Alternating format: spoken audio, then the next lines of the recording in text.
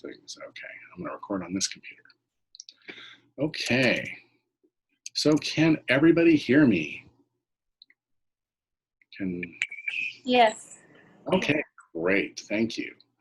All right, can somebody please type something in the Zoom chat to make sure the Zoom chat is working, please? All right, great.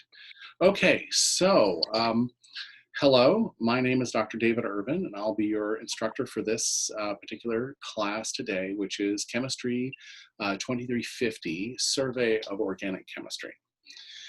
It's going to be kind of a fast and furious semester. We're going to get through the first 16 chapters of the Introduction to Organic Chemistry with Brown and Poon. And the reason I stop at 16 is because the follow-on class to this is the biochem class, and that's where you'll start with the lipids and carbohydrates and proteins and stuff. So I'm going to get you all the way up to everything you need to understand for that follow-on class if you're taking the biochem class. And so that's why I stop at chapter 16, and that way we have an idea about, you know, how far we need to get in the book. Okay, so I have updated the schedule for lectures and exams. So let me go ahead and share that document with you right now. It has been posted to the Blackboard site so that you can go and look up the slides, the outline, the syllabus, and all that will be posted on there. Let me go ahead and, let's see, I think it's this one. There we go. All right, so you should see a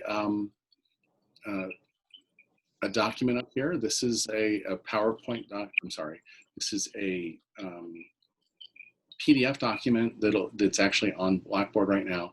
And it kind of goes over which chapters we're going to be doing which week and kind of the schedule of the different classes we have and when the homework is done.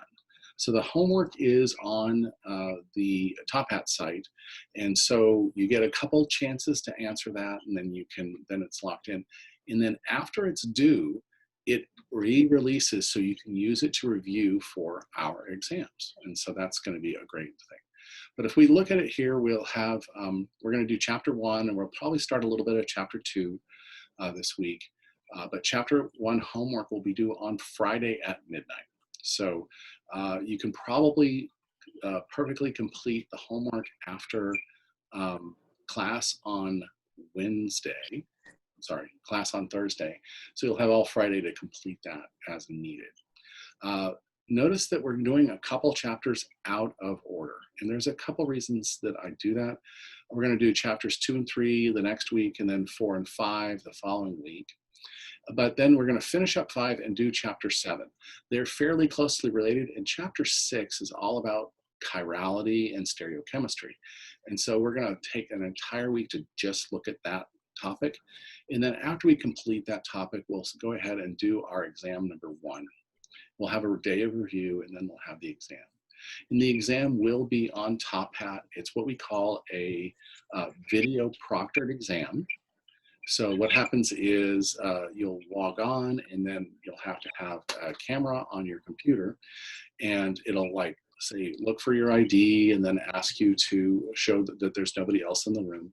And then it'll give you the exam. And the exams usually are about 30 questions, and you have about an hour to complete them.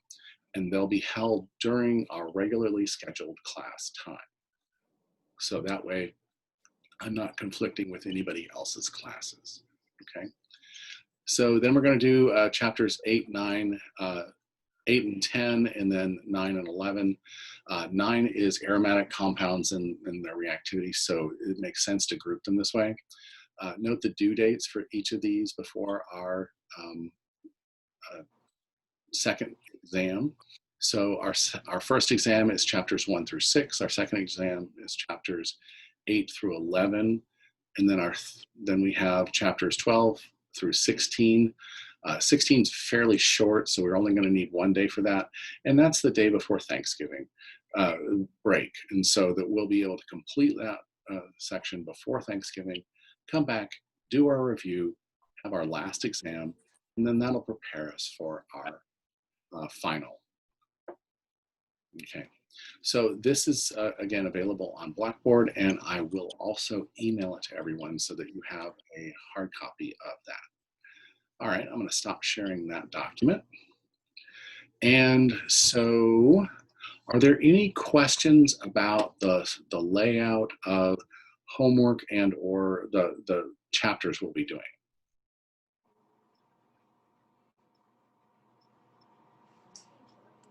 Okay.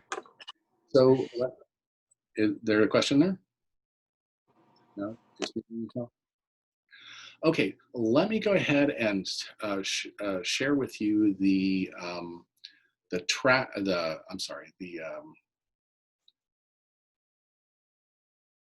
Top Hat site and just give you an idea of how to navigate that. Okay, so I'm going to share that with us again, and I want survey organic right here. So right here, you should see once you log into Top Hat, there'll be the course that you were invited to, which was this one right here. It's called Survey Organic Chemistry. And then what you'll see is this is all of the different things available to us. However, what you'll see is just things that are assigned. And so, for example, this homework is orange. That's assigned and graded. Once it's graded, it will be released, and so it's going to be for review. All of these are slides that are called goal slides. So these are the biggest things that we want to learn about each chapter here, and they're broken up into goal slides. Here, let me open one of these for you. And so these are broken down into topics that make it things that you want to look at. For example, in chapter 1, our 3 goals are valence electrons and types of bonds, Lewis dot structures and functional groups, and hybridization and molecular shape. And so these kind of refine the entire set of slides that I have presented, but it takes us and makes us look at those individual topics in a little bit greater detail. And those are available for review now through, at least the first 2 chapters are already available for your review. And then I will be assigning homework the weeks before those are due, okay? So is there any question about that? With an online course, the exam function within Top Hat works very well. It's called Proctored. It's fairly seamless. Once we get it set up, it should be very easy to use. In fact, what we'll do is before the exam, we're going to go ahead and set up a couple mock exams. So that's something that you can come in and log into without worrying about, it's going to affect your grade. It'll just, you'll log in, answer 3 questions, and then make sure that you have full access and that you have the right amount of computing power and stuff like that. We'll actually do that starting next week to make sure that we have everything we need to have a nice lower stress exam environment, okay? So I'm going to stop sharing that screen right now. Okay, and so that is what we're going to do for homework and testing is on Top Hat. The lectures will be live like this, and I believe I've given you an invite to my YouTube channel that has live long lectures, okay? So in the lecture I'll be doing here, you can interrupt and you can ask questions and we can do things again a second time. With the other slides, those are already just pre-recorded and straight through. The great thing about YouTube is you can rewind a section, slow it down, speed it up, put in subtitles or closed captioning on there if you want. I'm not sure how accurate it is with chemical names, but it is there. So it is available to you. And so that will, also supplement if you miss a class or get late for a class, that you can actually, make it up with that kind of activity. Okay, so is there any questions about the structure of the class and how we're going to do homework, exams, final exam, any of those things?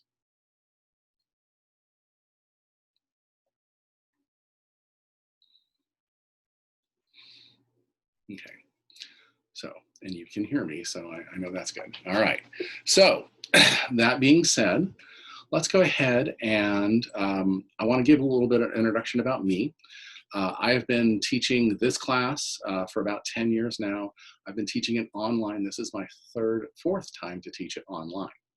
So that's why the course is structured the way I have it, with YouTube and the videos of the live class, so that you have an opportunity to come back. In this, okay. If you have a question and your mic is not working, go ahead and type it into the Zoom chat and I'll answer that. Okay? So, and I'll do a little bit more introducing myself while you're typing your question in the Zoom chat. So the way I have my screen set up is, because I want to share my screen and also see everybody, what I have is it's set up so that I have my primary computer has my screen on it. Right next to it, I have Zoom chat to make sure I'm always glancing over to make sure I see your questions. But I also have a participant screen over here, so I can see when you're on and that you're muted, or whether you have questions. There's also a couple functions there. And you'll notice across the bottom of your bar, you also have, a closed captioning option. You should have, and then a reactions option. So if you want to, like, whoa, wait a minute, you're going too fast, you can go ahead and do those kind of, give me those kind of questions or, feedback, so that we can make sure everybody's getting the most out of the experiment. Okay, so we have a question in the Zoom chat. It's, for the exams, we need to go over the slides and your YouTube videos and practice on TopPad. Is that right? So, so there's the lecture that we have where, and I encourage you to possibly, either watch the videos first on YouTube, and then when you have questions, come and I should be able to answer those live in class for the questions. And then the homework is structured so it's very similar questions to what I will ask on the exam. So by studying ahead of time, doing the homework and seeing what you get on the homework, and then I re-release it so you can see what you didn't do well on, and then you can re-study that section. So it's kind of would be, listen to the videos, come to the live, do the homework, and then review the homework. And then that should really prepare you for the exams. Did that answer your question? Okay, maybe it's working now, is it? Yes, I can hear you. Oh, okay, perfect. Yeah, that answers my question. Okay, wonderful, wonderful. Thank you. Okay, so with an online course, it's a little different than your in-class courses, because you kind of have to have a plan, and it works best, especially if you have a job or something and you have to go out into the world, that if you get a little bit ahead, that's going to help if you end up getting sick, or someone in your family gets sick and you have to take care of them. So that's why I like to have the videos pre-released. I think I've released all the way up to chapter 3 already, and so that's 3 weeks ahead, or at least 2 weeks ahead, so that you can kind of get ahead of the game, and then when you're not rushed, and you can take your time and do your homework, and take your time and have some time to study. So, but with an online course, you kind of have to be have a schedule, figure out a time you want to do it. I like having the YouTube videos because they have the bandwidth to do it. You can watch them on your phone, you can watch them on TVs, you can watch them on iPads or tablets. So it gives you a wide variety of times that you can do. You don't have to just sit there with your book and study. You can just listen to it. You can listen and watch. You can watch it in different varieties. And so I'm personally a very visual learner, and so I would have done much, much better in class if I had had the videos to work with, because I can watch it again and again and again. Okay. All right. So that's the class, and that's why I've structured it this way, and I've taught it enough times that I think this works fairly well. But I do want to hear what your opinions are, and if you have some ideas on how we can do this better. There will be the last bit of information that I haven't done yet is that we're going to have at least 4 group activities where we'll have the lecture and then we'll sit down and we'll just do a problem set. And I'll email you the problem set ahead of time. And then what that's going to be is that's going to be you sit down and discuss, okay, what's our first step? How do we attack this problem? How would I solve this problem? And so we're going to have 4 of those, and those are our group activities where we get to solve the problem together. And most of that grade is actually participation. And then there's a little bit on if you get the question right or not. But by the end of it, by the fact that we're all working together, you should get the question correct. Okay, so that's the different activities I have planned in the course. That's a good idea on maybe how to start the studying process and then figure out what's best for you. And now I want to do an introduction of who I am. Like I said, my name is Dr. David Irvin. I have a PhD in organic chemistry. It's my chosen field.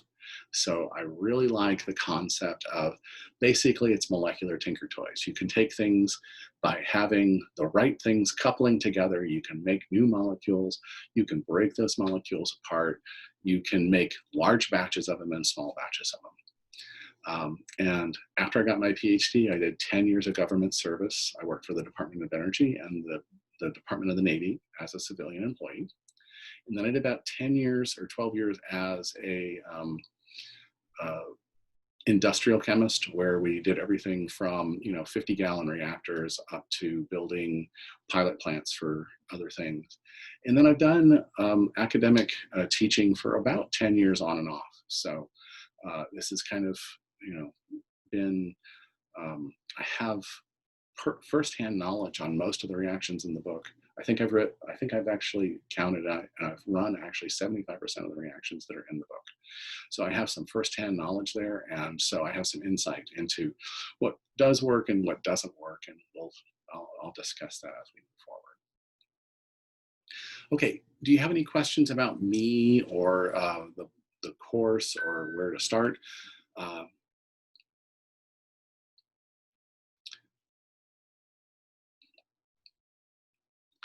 Okay, you're really talking group. I can see that. Okay, so what I'd like to do now is I'd like to go ahead and start with chapter 1 and start giving you kind of, the chapter 1 is basically a review of what you should have learned in Gen Chem, at least some of the things, and then we're gonna be looking at specific topics that help us in organic chemistry work toward our, excuse me, you have to have a sip of water. Help us work toward our goal of understanding enough organic chemistry to carry on with our education. Okay, so let me go ahead and share our slides. And I should be posting these to Blackboard. I figured out how to upload things to Blackboard. And so what I'm going to do is I'm going to post the entire slide set. That's the slides that I'll be using in class as well, so you can follow along with them. Also, you'll notice that in the YouTube videos, I've broken them up into smaller sections. So it'd be like slide, the first 15 slides is one video and then the next 15 slides. So all of those slides that are on the videos are actually found on the Blackboard site. Okay. All right, so what I'm going to do is I'm going to go ahead and share my screen. And my mouse has fallen asleep, so I have to do that. All right, I'm going to try to share with. There we go. All right. Okay, so like I said, the book is the Brown and Poon Introduction to Organic Chemistry.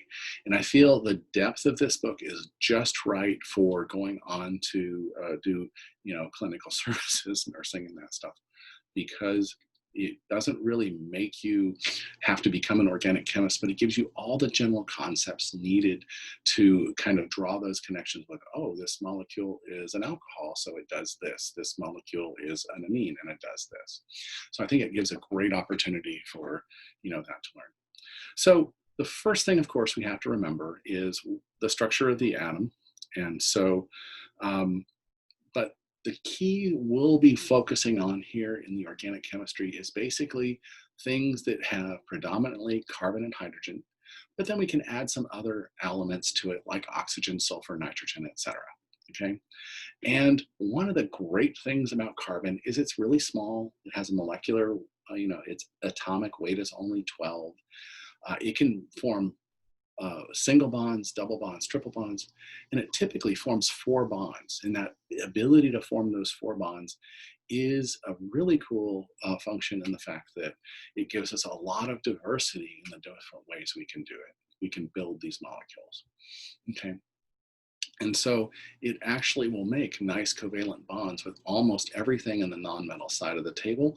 And it'll make actually some polar bonds and some nice bonds with even some of the metals in the table. So it's very diverse in the way carbon can react. Okay, so if we remember the structure of the atom, you have most of the mass of the atom is in that little center portion, right? And then there's this huge gap between that positive center portion and where the electrons are. Okay, and the electrons are spinning around on the outside of this thing, close to the speed of light. They have very little mass, but that shell of where those electrons are is what gives it so much space, gives it the volume that is available. If we took that space out of there and only had the protons, neutrons, then the density of this material would be like 1,000 times more than it is right now. So that's how much volume is taken up by just that, empty space between the electrons and the nucleus. Okay. So now that we have electrons and we know they're outside of the nucleus and there's this big gap in space here, we have to think about that as, okay, it's almost like a solar system where, you have your inner planets and your outer planets. And as you go out further and further away from that sun, they have different energies. And so what we have is in that first shell, that first section right near the nucleus, we only have 2 electrons available to us. And that's our first energy cell. Okay. And so that has a specific shape that we'll talk about in a minute. Now, in our second shell, that's completely encompassing our first shell. And there's a possibility for it to have a total of 8 electrons in there. Okay, so it's going to have 2 electrons in one type of orbital and 6 electrons in 3 equivalent different orbitals. Okay, so now then, once we have those 8 electrons in there, and if we have something that can add more electrons, we'll add a 3rd or a 4th shell, and those shells will completely encompass the electrons of the other shells. Okay, and so what that gives us is that once a shell is complete and has electrons outside of it, now the electrons inside don't participate in any kind of bonding or ionic formation, only those outer electrons do. And we're going to focus on those outer electrons as being the most important electrons that we're going to play with. Okay, so like I said before, we have different shells, and in our first energy shell, we only have one type of orbital, and that's called an s orbital. Okay, and that has a specific shape, that has a spherical shape. Once we get to the second orbital, we have another s, so we have a 2s, that's an s orbital in that second energy level, but we have 3 p orbitals that are of equivalent energy. And I'll show you an energy diagram to see what that kind of looks like. Then as we move to the third one, we have another s orbital plus 3 more equivalent p orbitals plus 5 additional d orbitals for a total of that 18 electrons. And then the 4th shell, and then we actually can go out higher and higher. But for most of the organic compounds we're going to be talking about right now, all we're going to do is be bonding in that 2 energy level, which means we have to look for 1s and 3 p orbitals. Okay. So every once in a while, if we use something like sulfur or phosphorus, we might go into that 3 energy level, but most of the time we'll be dealing with that number 2 energy level to help us kind of know that we want 8 electrons available to us. And so that number 8 electrons is going to come up again and again and again. Okay. So if we think about this as kind of a look at it as an energy diagram. And so let me go ahead and get my pin set up here. Yeah, there we go. So if we look at this lowest energy level, it's the closest to the nucleus. The nucleus is down here, okay? Now this isn't space, this is just energy. And so as we go out from that nucleus, the first electrons are going to be spaced out and have a certain energy. And we're gonna start putting electrons in that lowest energy level first. Okay, so that's one of those interesting things about electrons is it's kind of like filling a glass of water. Once you start pouring the water in, it fills from the bottom up, and the orbitals do that, and the electrons exactly the same way. So in our first orbital, we only have this one s, and we can fit 2 electrons in it. And so we'll put 1 electron in it first, and then if we have to add a second electron, we're going to add that electron here. And I will talk about why there's arrows up and down, but I'm going to do that in a minute. The next energy level here is actually broken into that S, which is a slightly lower energy than the 3 equivalent P's. We call those 3 equivalent P orbitals degenerate orbitals, okay? Meaning that they all have the same energy, they're just pointed in different directions. So if we're going to add electrons to this, we have to add them to the S first, and then we start adding them to the P. And once we've added 1 electron to each of those P's, we can then add an additional electron to those P's as well. And that's how we fill our orbitals up from the bottom to the top. And then once this is full, notice we have a total of 8 electrons in this energy level. We can then start adding electrons to that 3p. Okay. So what does that mean? Okay. So I said before, we have those electrons and they have arrows on there. The arrow indicates spin, okay? So what we can think about that is, you know, the Earth spins around on an axis, and because it does that, it has a magnetic field. It has a north pole and a south pole, okay? So we have this spinning of the electron creating that, that magnetic north pole and that magnetic south pole. Okay, electrons are negatively charged, right? So the like charges repel each other. So if the electrons are coming close to each other, they actually want to move away from each other because of electron-electron repulsion. But if you have this electron with its north pole in this direction, and you have this electron with its north pole in the opposite direction, the magnetic field can get them to be in the same orbital together without repelling them too much, okay? There's still that electron-electron repulsion, but there's enough of a magnetic field that's holding those together. The north side is attracted to the south pole, and the north pole of the other electrons attracted to the south pole of the other. And that's why we always see when we fill these electron shells up, we get 1 electron goes in, and usually in the up position. And when we add another electron, it has to be the opposite spin. If it's not the opposite spin, then now the magnets repel each other and the electrons repel each other, and they can't operate on the same orbital. Okay, so that's why you'll see it whenever we add these electrons there. There's one's going to be up and one's going to be down. And that's why 2 electrons can occupy at the same orbital at the same time. Okay, all right. So if we look at how we're going to fill these electrons up, we can actually look at the periodic table and say, okay, our first group, our first period, which is the band across the top, has 2 different elements in it. It has hydrogen and it has helium, okay? Which means that the hydrogen, when it's in its atomic state, it has 1 electron in that 1s orbital. And the helium has 2 electrons in that 1s orbital. And those electrons are spin paired. So that covers our first energy level here by just those 2 elements. Okay. Now, if we look at the periodic table again, the next level down, we start with, on this side of the periodic table, we have 2 elements, which are lithium and beryllium. And then we jump over the transition metals, and then we have a total of 6 more elements.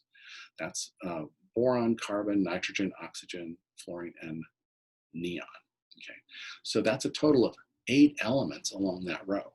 Okay, which means each element is adding 1 more proton, and to be a neutral atom, it's adding 1 more electron. So if we look at our lithium here, we've completely filled our first energy level.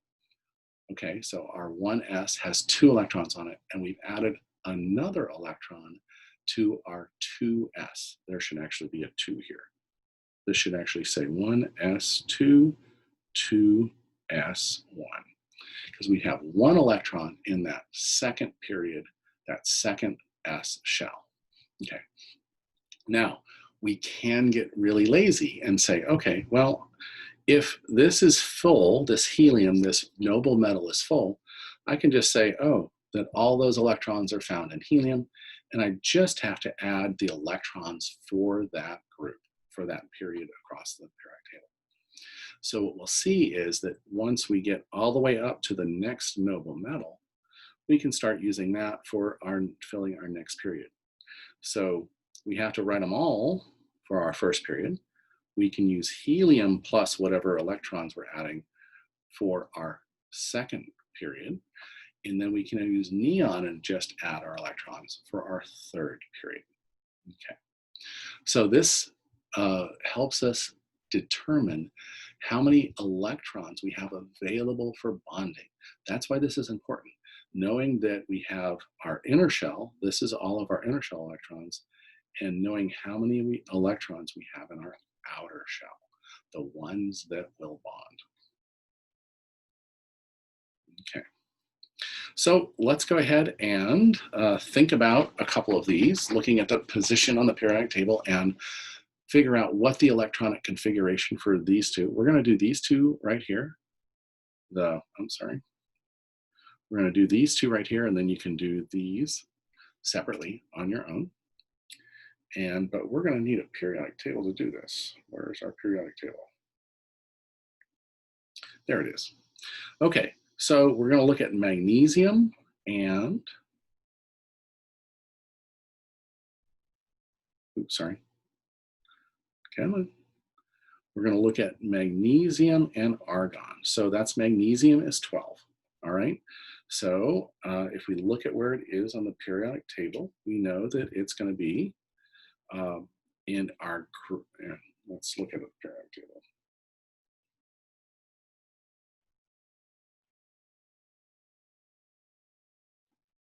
There we go. So magnesium is right here. And so what we have is we have our group 1, and then our group 2, and then this is our third period. So magnesium is here. So we have to fill the hydrogen here in the S1 and the helium in the S1, and we just put a second electron in there.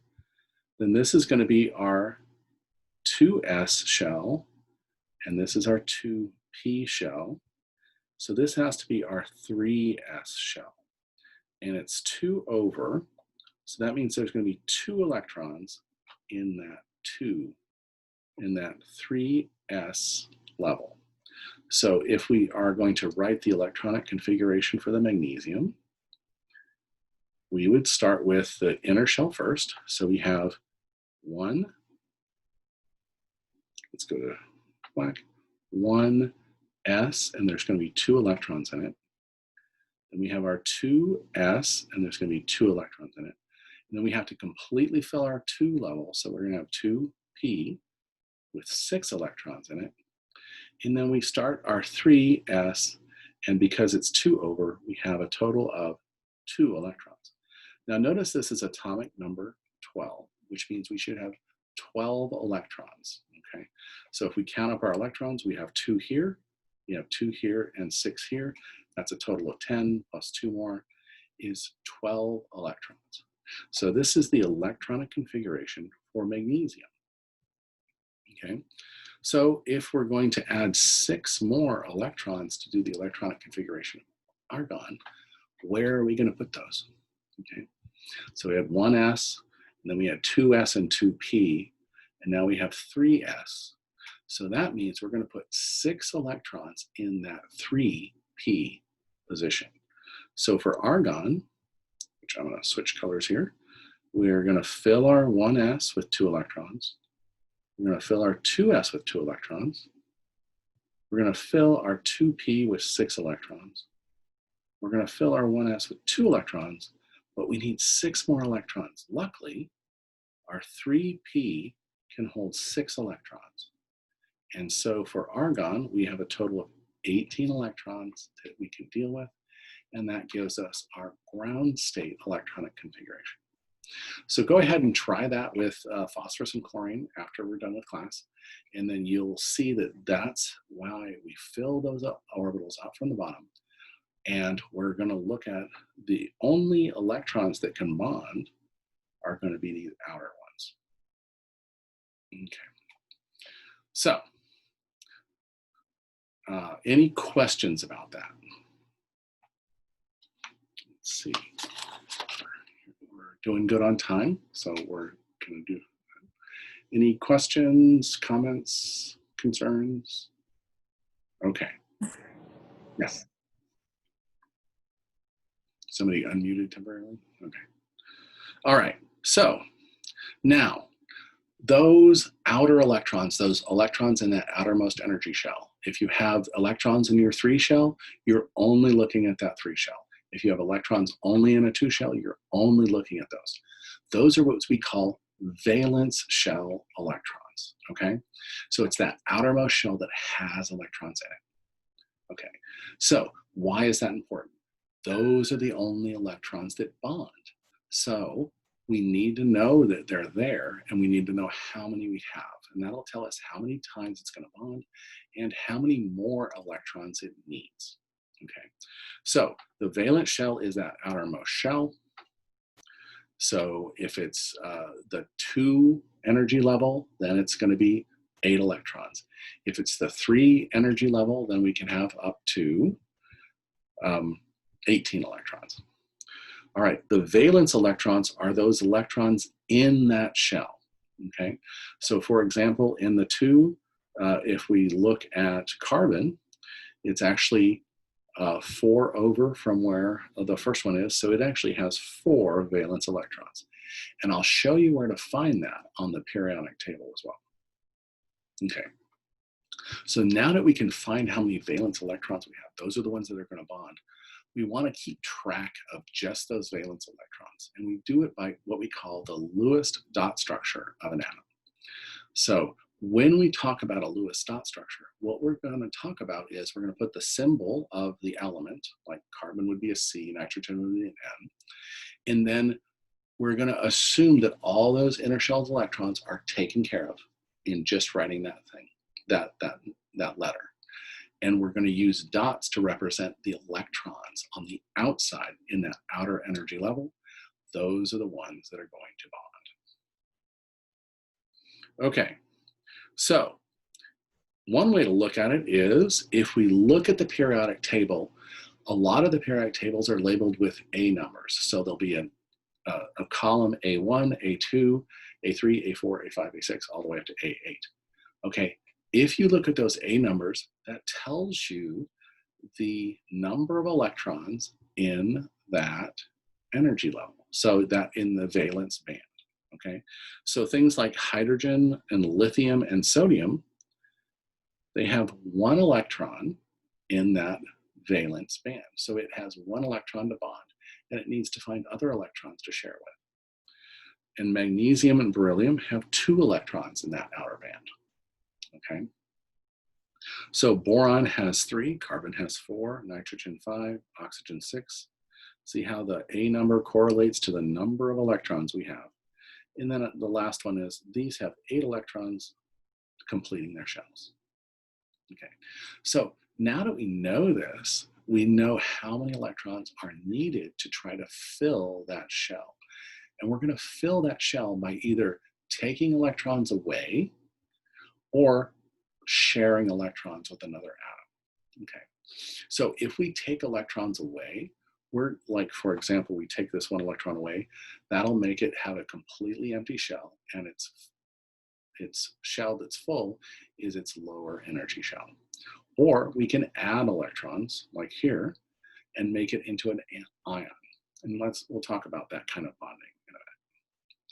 But by looking at the periodic table, you can find out which valence electrons you have. Okay, let me show you the periodic table one more time here. Okay, so there are also B numbers here in our column, right here. Those don't tell us the valence electrons, those tell us the electrons in those other orbitals. It's these A numbers at the top of these columns that tells us the number of valence electrons we have. Okay. So, when we talk about Lewis bonding, we have to talk about how we get the atoms to bond together. And there's a couple different ways we can do it. And there's two really big extremes. That's where the electrons are either given away or accepted by the atom. And when it does that, that means you have more electrons or less electrons than protons, and your atom now has a charge. And of course, we call those charged atoms either anions if they're negatively charged, or cations if they are positively charged. And if you have given up electrons such that you form an anion or a cation, that now forms an ionic bond because you've given the electrons away and you have ions. Now, the opposite of that is covalent bonding. That's where instead of giving away an electron, you're sharing electron between two atoms. Okay, and when we share those electrons between two atoms, that gives us those covalent bonds. Okay, now within bonds, we actually have a kind of a wide spectrum. Ionic is one side of the thing, and then non-polar covalent is the other side. But you can also have where you're sharing electrons, but it's not shared equally amongst the two atoms, and therefore we have what we call a polar covalent bond. Okay, so one of the atoms is pulling more electron density toward it, and so one is it's not equally shared, but it's still shared, so it's still a covalent bond. So covalent is sharing, ionic is you've given up your electron, or you've accepted an electron. Okay, so how do we know whether something is ionic, polar covalent, or non-polar covalent? Well, we know we can classify these different bonds by looking at the electronegativity of the different atoms and the electronegativity difference between the two atoms in the bond. Okay, so electronegativity is basically just the desire of the atom to attract electrons. Okay, and this is found on the periodic table to increase as we go to fluorine across the periodic table and up the periodic table. What that means is fluorine is the most electronegative atom, and so it has an electronegativity of about 4, and then it decreases as you go all the way down to the other side. Notice hydrogen's here in the middle. Hydrogen's one of the weird ones. It's a little bit of an outlier because it only ever had one electron. So it actually has kind of an intermediate electronegativity, and we can use that to our advantage. Okay. So if we look at this is a big table of electronegativity. And when you're doing your homework, you'll actually want to look at the electronegativity differences and do the calculation. But during exams, all you have to do is the relative position of them, knowing that it increases toward the fluorine in this direction and in this direction, and knowing that fluorine would be your most electronegative atom. Okay. So when things are close together in electronegativity, they're going to form different bonds than if they're very far apart in electronegativity. Notice the smallest electronegativity is about 0.7 over here, and the highest is 4. So the further and further apart you get, the more likely they are to have an ionic bond. Okay, so things close together that are around here are more likely to form covalent bonds with each other, and things that are very much apart are more likely to form ionic bonds with each other. Okay, but we actually have a rule about the classification. Okay, so the rule is if the electronegativity difference is between the two atoms that are trying to bond is less than 0.5, we call that a non-polar covalent bond, okay? Because they're both pulling about the same amount, that bond is equally, those electrons are equally shared between those two atoms, and that gives us a non-polar covalent bond, okay? Now, if we add a different atom into the system, and this one is more electronegative than this one, and it's between 0.5 and 1.9, what it's going to do is it's going to pulse a little more electron density toward that more electronegative atom, but it's still not pulling it so hard it takes the electron away. It's still sharing the electron to some extent with the other atom. And that's what we call the polar covalent bond. Okay. Now, if the difference is greater than 2, then we're looking at things that are ionic.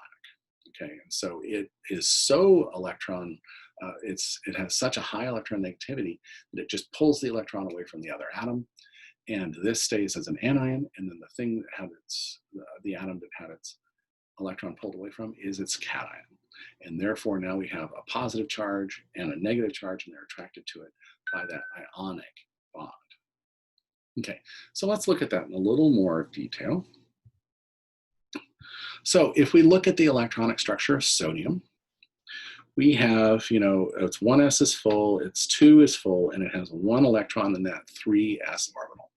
Okay, so electron shells are happiest when they are completely empty, completely full, or half full. Okay, so we have an opportunity for sodium to either gain an electron or lose an electron, but it has a very low electronegativity of around 1. Now, fluorine, on the other hand, has completely filled its 1s and it's partially filled its 2. It has 1 electron missing from filling that shell, and it is the most electronegative atom. So it's going to steal the electron away from sodium such that it has a full shell. Notice this is a full shell. We have 2 electrons in the first one and 8 electrons in the second one. And now sodium has 2 electrons in its first shell and 8 electrons in its second shell. It has a full orbital as well. So not only do we have the same electron configuration for the sodium as the fluorine, but the electronegativity of the fluorine is making it pull that electron away from the sodium. So what we see here is that on the lower half here, a single electron from that outer shell in sodium is pulled over to the fluorine to give it a positive charge. And notice there are no valence electrons now. These dots represent electrons that are valence electrons. And now we started with 7 valence electrons in fluorine, and now it's gone to 8, and that gives it its negative charge. So this is the Lewis dot structure for our ionic compounds, because it's pulled 1 electron away from one of the other neutral atoms to generate a charged atom. All right, so that's ionic bonding. Okay, let's talk about covalent bonding. Okay, so if our electronegativity is less than 1.9 or less, then what we're going to see is that instead of being able to pull that electron away from the other atom, we actually are just going to share it. Okay, and so we're going to share that in a couple different ways. Okay, so the first way we can share it is nice and completely shared evenly between the 2 atoms. So this happens most when we have 2 atoms of the exact same type. So in this case, we have 2 hydrogen atoms, and they each have 1 electron, but that 1s wants 2 electrons to completely fill its shell.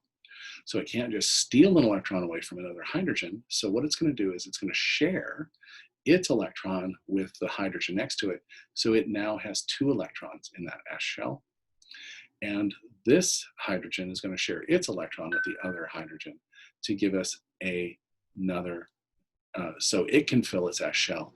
So because they're sharing those electrons, each hydrogen atom has 2 electrons in its outermost shell, meaning it has a full shell and it makes a happy bond, okay? So let's look at how, if we did this with bonding with 2 things that weren't the same. So in a hydrogen atom, those are equally shared, and so they're evenly, so we have a nonpolar bond. But if we look at something like hydrogen, which has electronegativity of 2.2, and if we look at something with chlorine, which has an electronegativity of around 3.5, and the difference is still less than 1.9, we can form a covalent bond because they're sharing electrons. However, chlorine wants the electron more than the hydrogen. It has a higher electronegativity. So what it's going to do is it's going to share that electron with the hydrogen, but it's going to pull more of the electron density toward the chlorine. And so that means we're going to have a partially negative charge on the chlorine. And so we use the symbol here. This is delta negative, okay? And it's saying it's a partial negative charge. It's not a full ionic charge. It's just partially negative, okay? And because the electron density is being pulled away from this side of the hydrogen, that's going to be partially positive. Not a full positive charge, just partially positive, okay?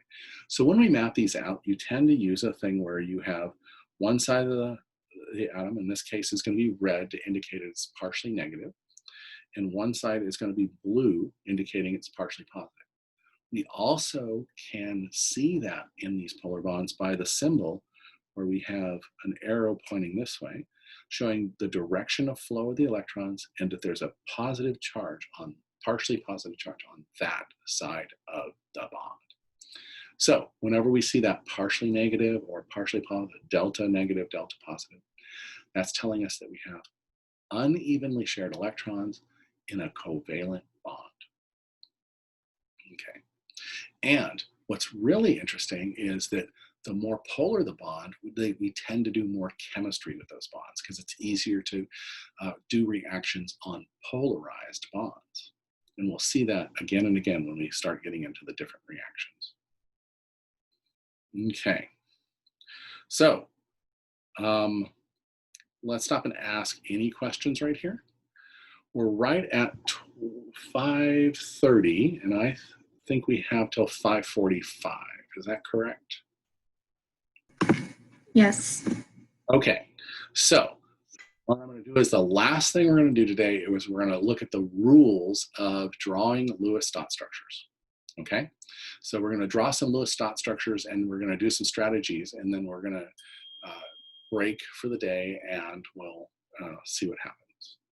Then I'll give you a couple practice problems to do before next time. Okay, so with Lewis dot structures, we want to use those outer valence electrons to figure out how things are connected, okay? So the first thing we need to do is figure out how many valence electrons we have on that molecular ion. We want to determine how they're connected, basically what atoms are bonded to which atoms, okay? Once we figure that out, we're going to connect the atoms by a single line, okay? That single line represents 2 electrons that are being shared between those 2 atoms. Okay. Now, if we have atoms that aren't bonding, we have to sprinkle the rest of the electrons around to make sure we have complete valence shells. And we'll talk about which atoms want how many electrons in their outer shells. Then we're going to show the bonding between the single as single bonds, and we're going to show all the electrons that don't bond as a pair of dots. Okay, so those are the ones that aren't bonding. But it's important we know where they are because it controls the molecular structure of the thing. So we want to draw those. That's why we always draw the non-bonding ones as well. Now, if two atoms share one pair of electrons, that's a single bond. But if they share two pairs of electrons, that's a total of 4 electrons, that's a double bond. And if they share 6 electrons, we actually end up with 3 pairs of electrons in a triple bond. And we'll be able to see how to do that with our Lewis dot structures. Okay, so this is an example of how we would do that. And let me go ahead and look at this, how we would actually kind of draw the structure for these things. Actually, so in this case here, we have, let's figure out how many electrons we had available for each of these atoms before we started. So if we just drew a structure of H2O where we didn't know exactly what we wanted to do, we would look at how many valence electrons we have on each of these atoms. And if we go to the periodic table, we'll see that there is, hydrogen has 1 electron on it. And if we look where oxygen is, we'll see that it has 6 electrons on it. So we have 1, 2, 3, 4, 5, 6. Okay. Now, hydrogen always wants to end up with 2 electrons in its outer shell. So it's going to try to bond 1 electron with some other atom to make that 2 electrons in its outer shell. Carbon, oxygen, nitrogen, and fluorine all want 8 electrons in their outer shell. Okay, so that means that oxygen here with just 6 electrons needs to share 2 more electrons to complete its shell. So we have 2 hydrogens that have a single electron each, and that oxygen needs 2 more electrons. So we will line that up with that side, line this up with that side. Now, if we look at how many electrons are around this hydrogen, we have a total of 2 electrons. It has a full shell. It's happy. If we look at this hydrogen, it has 2 electrons now because it's sharing with oxygen. It has a full shell. And if we look at the number of electrons that are around the oxygen, this is a total of 8 electrons around the oxygen, and therefore it has a complete shell. Now, we want to make sure we're showing exactly which electrons are bonding, and we do that by drawing that straight line is 2 shared electrons creating that single bond. And that's how we would generate our Lewis dot structure for something like H2O. Okay, so let's talk about nitrogen here. If we look at nitrogen on the periodic table, we see that, hydrogen again still has the 1 electron here, but nitrogen will have a total of 5 valence electrons. So it's going to have 1, 2, 3, 4, and 5. Okay, so right now it has 5 valence electrons and it wants 8. So that means it's got to share with something to give it those 3 more electrons. That's why nitrogen is going to bond 3 times with hydrogen, because each hydrogen can donate 1 electron to the bond and share, and this hydrogen can share, and this hydrogen can share. Now we have a total of 8 electrons around nitrogen, and so now those are shared electrons, so we draw them as lines. And these 2 electrons here, we want to keep track of those because that's going to change the shape of the molecule. But they're non-bonding, so they show up as a pair of electrons. Okay? So if we look at this one right here, chlorine was in that A7, so it has 7 electrons in its outer shell. So it only has to share 1 electron with a hydrogen to create a covalent bond. All right, I think, let's see, I have a couple. I want to do a couple examples off of this. Open blank, there we go. So let's get this and try this again with just a molecular formula, figuring out how many electrons it has and figuring out how the structure might work. So if we did something like, let's see, let's do C2H4, okay? So not knowing anything about how this is actually going to bond. Let's break it down step by step, and so we can figure out what every structure can be by using this. And so let's start with hydrogen. We know hydrogen has one electron and wants to share one more electron to fill its outer shell. Okay, well, let's look at carbon. Carbon is group 4A, which means it has 4 electrons around it, but it needs to share with 4 more electrons to get to its 8 electrons. Okay, so when you have things that want to share a whole bunch, well, you typically would draw a Lewis dot structure. So the thing bond with them needing to share the most amount of electrons, we put that in the middle. So we're going to put the carbon in the middle, right here. Oh, but we have 2 carbons here. So, all right, let's put those side by side and see what we have right there. So just those 2 carbons side by side, we can actually form a single bond between those 2 carbons, and that gets us partway there. Each carbon now has 5 electrons around it. Okay, it still needs 3 more electrons to have a full shell. Okay, so we have 4 hydrogens. So let's go ahead and add a hydrogen over here, and add a hydrogen over here, and then we'll add a hydrogen over here, and let's add another hydrogen here. Okay, so now if we were to make these bonds here, here, and here, this carbon would have 8 electrons around it. Each of the hydrogens would have 2 electrons around it. But this carbon way over here, it only has 6 electrons around it. It does not have a full shell. So that means this can't be a valid Lewis dot structure. So let's go ahead and take one of these hydrogens away. And let's try to put it on the other side. So if we put that other hydrogen here, let's see, all of the hydrogens now have 2 electrons in their outer shell, and they're happy. Okay, and so let's go ahead and draw these bonds in here. Remember, a line is 2 electrons. So now I count 1, 2, 3, 4, 5, 6, 7 electrons around that carbon atom, and 7 electrons around that carbon atom. Both of those carbons still want 1 more electron. So the way we can get that 1 more electron is, oh, well, if I donated this one in here and this one in here, and form a second bond, now how many electrons do we have around carbon? Let's see, let's go ahead and kind of mark them with the right here. So we have one electron and 1 electron for the hydrogen. So the hydrogen has 2 electrons, it's happy. But let's look at the carbon. 1 electron, 2 electrons, 3 electrons, 4 electrons, 5 electrons, 6 electrons, 7 electrons, 8 electrons. That carbon has 8 electrons around it. It's a good, valid structure. And the other carbon has 8 electrons. So even if you don't know exactly how the structure is going to be, by slowly building your Lewis dot structure, you should be able to correctly assign a Lewis dot structure to your structure.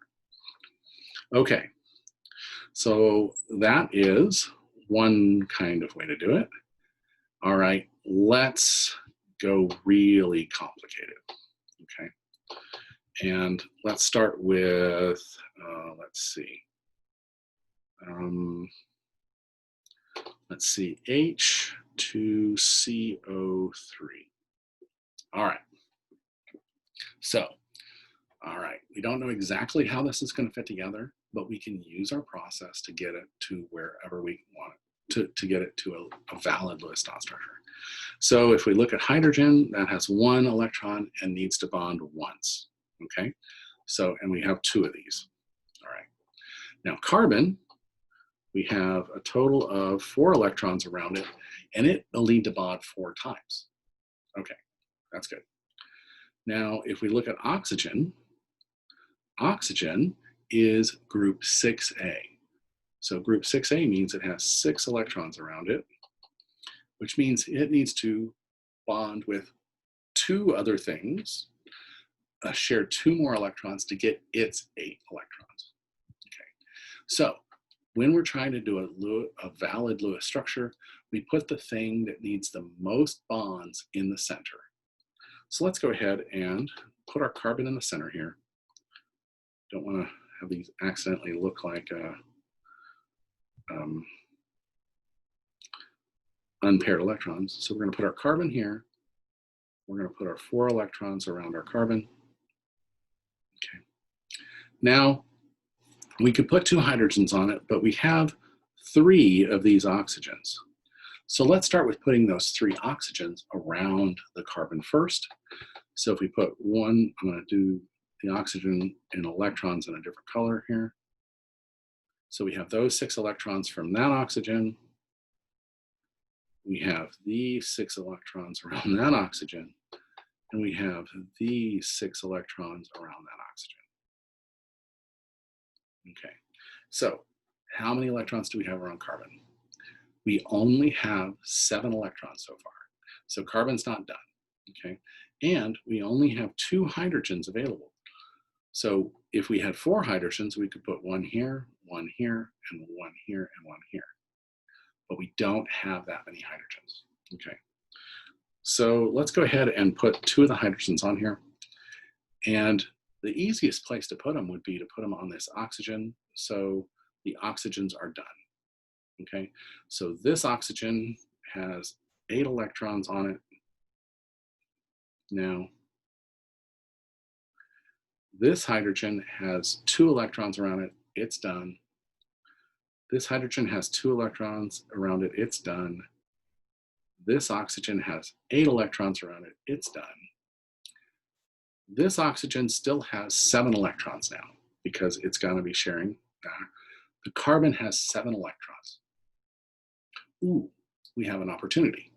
Just like when we had those 2 carbon atoms next to each other, where we shared the last remaining electron on each side to give us a double bond to get to our octet, we can do that same thing with things that are different atoms. So what we're going to do is we're going to move this electron over here, this electron over here, and create another bond. So those 2 electrons are going to be here. Now oxygen has 8 electrons around it. And now carbon, 1, 2, 3, 4, 5, 6, has 8 electrons around it. So now we can start drawing our bonds. So we're going to have a bond here, and a bond here, a bond here, and a bond here, and a bond here, and a second bond here between carbon and oxygen. Now, we need to make sure we still have these lone pairs represented so we can see the shape of the molecule. But now, every single atom of the larger atoms has 8 electrons around it, and the 2 hydrogens have 2 electrons around them. So we have a valid Lewis dot structure. So let's redraw it without all this fluff on it. So we're going to have oxygen with a carbon, oxygen, hydrogen, oxygen, hydrogen right here. But now let's make sure we add our Lewis dots, our unshared electrons out here. And that is our final valid Lewis dot structure. Okay. So if we, if you go to the book, there'll be a bunch of different opportunities to do a bunch of different Lewis dot structures. And so, for example, sorry, I hope this isn't making you nauseous. You can go back and do the different Lewis dot structures for each of these compounds. And by adding the electrons you start with and then trying to pair them up to make bonds and or lone pairs, you should be able to create a valid Lewis dot structure with any empirical formula and get the correct structure from that. Okay. All right, so that brings us right to about 5:45. So what I'm going to do is I'm going to stop here. And then when we pick up on Thursday, I'm going to start talking about how we can do other atoms other than oxygen and nitrogen and look for the number of times that those different elements will bond. Okay, and so we'll have those general rules to the different elements and how they'll bond. Okay, does anybody have any questions, comments, concerns? I'm going to stop sharing my screen. I think it's all clear. Okay, great. Yeah. There it is. Okay. I'm going to stop sharing right there. Okay, so go ahead and practice a few Lewis dot structures before Thursday. Go ahead and try to see if you can get Top Hat up and running and start looking at the homework and looking at the review slides. And then if you're having any difficulties, go ahead and email me. I've been working with Top Hat over the summer and for last year. They seem to have a pretty good support team so that we should be able to solve any problems you have right away. And then starting again early next week, we're going to do a couple little mock tests to make sure that all of your equipment is working correctly on your computer. Okay? All right. I'm going to go ahead, and if you, this is the end of the class. If you need to go off and do something, go ahead. If you want to stay behind and ask a question or two, you can do that as well. Okay? Well, I don't have a question. How you doing? I just wanted to say I had some issues getting in, so you could disregard that email because I couldn't get in, but here I am. Okay, great. Yes. And so I did record this, and I will be posting it to my YouTube channel. Good. So the beginning of the stuff. Most of the time, I start the class with a little bit of administration stuff, like what's due that week and stuff, or Okay. what's happening, and then I'll get into the actual lecture. Okay, thank you, sir. Great. Okay, well, what I'm going to do now is I'm going to stop recording so that the file isn't too big. Right there. Recording has stopped.